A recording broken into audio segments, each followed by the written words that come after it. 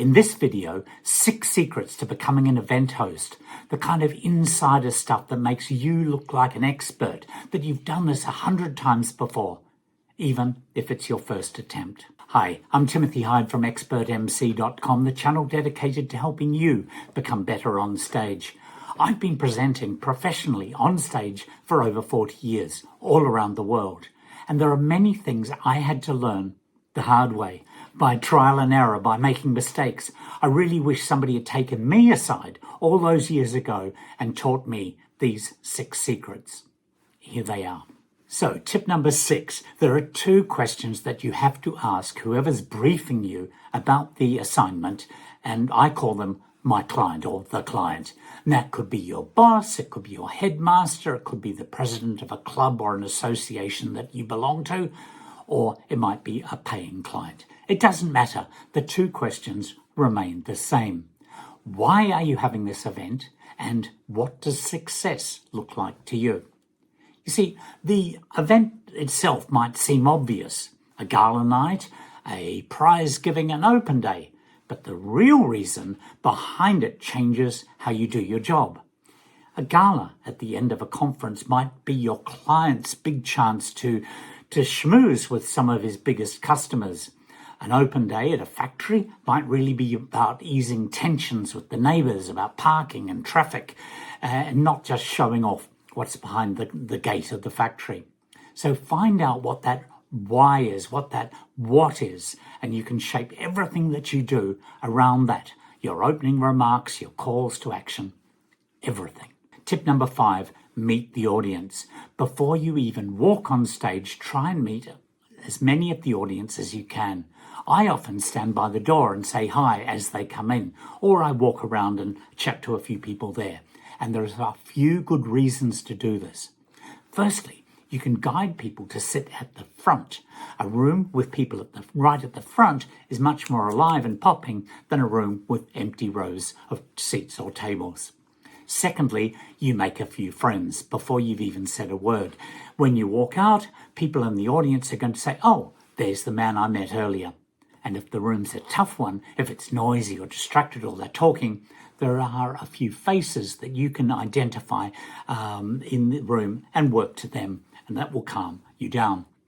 And thirdly, and this is the one that really lands, you can mention people by name in your opening speech. I was chatting to John and Fred earlier, and they were telling me about some of the wonderful things that you are doing at the moment. Now, you don't need to script this exactly what was said. A general sense of the room is enough. But naming real people tells the audience that you've done your homework, that you understand them, and that's a strong, fast way to earn their trust. Tip number 4, always do a sound check. Never assume that the microphone is ready just because it's sitting there. Do a sound check every time, and there's 3 main reasons for this. 1, it confirms it's ready before you go live. 2, it gets you used to holding and using that microphone before you go live. And thirdly, and importantly, it gives the sound person a chance to adjust the microphone for your voice and the sound system in the room specifically. We have a whole video on using microphones properly. It's up there, linked above and in the description below. So at minimum, check the mic before you need it. Tip number 3, try to meet every speaker, VIP or performer before they come up on stage. It's not always possible, but it really helps if you can. Now, these are some of the reasons. You can check how they like to be introduced. You can confirm that you've got their name correct. You can confirm that you've got their topic correctly. And you can also ask them how long they think they've got on stage.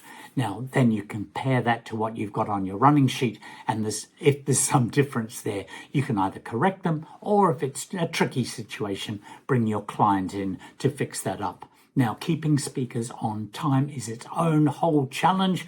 We've got an article about that, links in the description, and there's a video linked up there. Before tip number 2, if you've been getting any value out of this video, please hit the like button. It really helps us reach more people with these ideas, and subscribe to the channel so you don't miss out on future episodes. Tip number 2, keep it short. You don't need long openings. You don't need to write yourself a funny story to tell. You don't need to agonize for days over the perfect line to put there, especially when you're starting out. You've probably watched some professional, experienced MCs on stage. They've been totally relaxed. They've been cracking jokes and bantering with the crowd. But they've had years to get that right. In your early years, keep it short and keep it tight. And that's enough for now. So tip number 1 is the secret they don't tell beginners.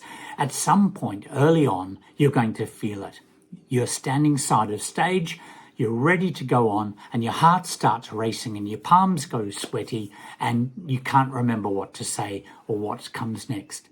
That's called stage fright, and it happens to everyone, including me, even after 40 years of doing this. That moment actually derails people, and it isn't the nerves, it's losing your thread. You go confused and suddenly you can't remember what to say next. And that panic in that moment is the worst thing. It's worse than the nerves that actually started it. So here's the fix. Stop trying to remember exact words. Know the shape of what you're trying to say instead.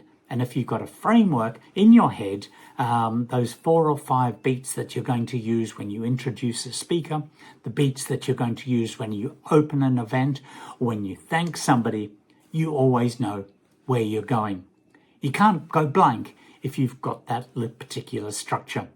And that's exactly why I built a free guide that I'm going to share with you called Introducing a Speaker.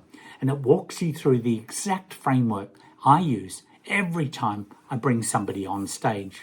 There are 4 simple questions, and then I provide the 4 example scripts that you can adapt for your situations. Once that framework is in your head, the nerves don't actually disappear, but they stop from being able to derail you. So there you are, 6 secrets. Know your clients' whys and what. Meet your audience early on. Check your sound. Meet your speakers or entertainers and keep it short.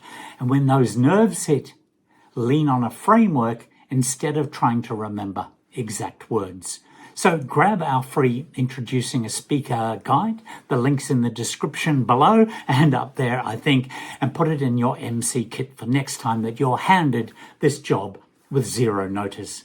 And if this whole episode has helped, why don't you subscribe to the channel so you don't miss out. There's a new video every week on exactly this sort of stuff. I'm Timothy Hyde from ExpertMC. I'll see you in the next video.